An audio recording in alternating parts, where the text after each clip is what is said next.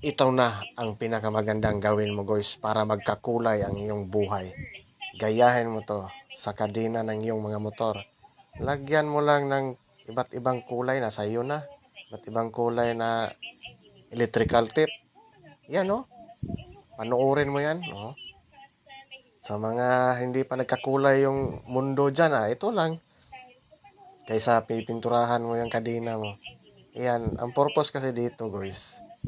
Hindi na yung pag may langis yan, hindi na yung tatalsik. Kasi may ano siya may tape na siya At saka ang ganda patingnan. Colorful na guys.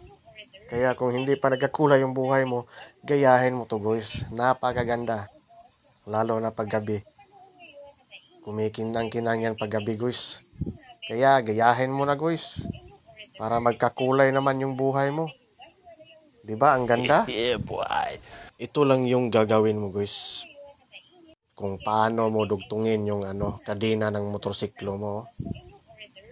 Kuha ka lang ng tie wire. Napaka basic lang yan guys.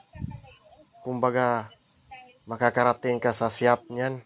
Hindi siya pang matagalan na gamit. Pero kung aalis ka, makakarating ka talaga sa pinakamalapit na shop. Ayan lang naman yung gagawin mo. Pasok mo yung tie wire dyan. Tapos ikot-ikutin mo. May long nose ka dyan. O pliers ba? Yan, kamay-kamayin mo muna. Ganun lang ka-basic guys.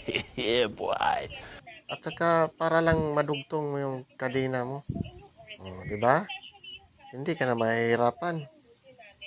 Kung saan ka pupunta, pupunta ka ng shop, ipaayos mo yung motor mo. Oh my God! Sa isang simple idea, makakarating ka talaga. Ito yung guys, pag kinakalawang na yung motorsiklo mo, o kahit anong saang parte ng motorsiklo mo, subukan mo itong toothpaste guys at saka kuha ka lang na steel brush Ganon lang naman yung gagawin mo sa kinakalawang na parte ng motor mo. Ayan. Ayan hagod-hagorin lang. Brush. Hanggang sa yan. Matatanggal yung mo. Yung kalawang ng motor mo. Di ba? Tingnan mo hanggang sa dulo guys. Tatanggal yung niya. Yung kalawang niya. Hindi man masyadong kikintab pero alam mong may epekto talaga siya kasi natatanggal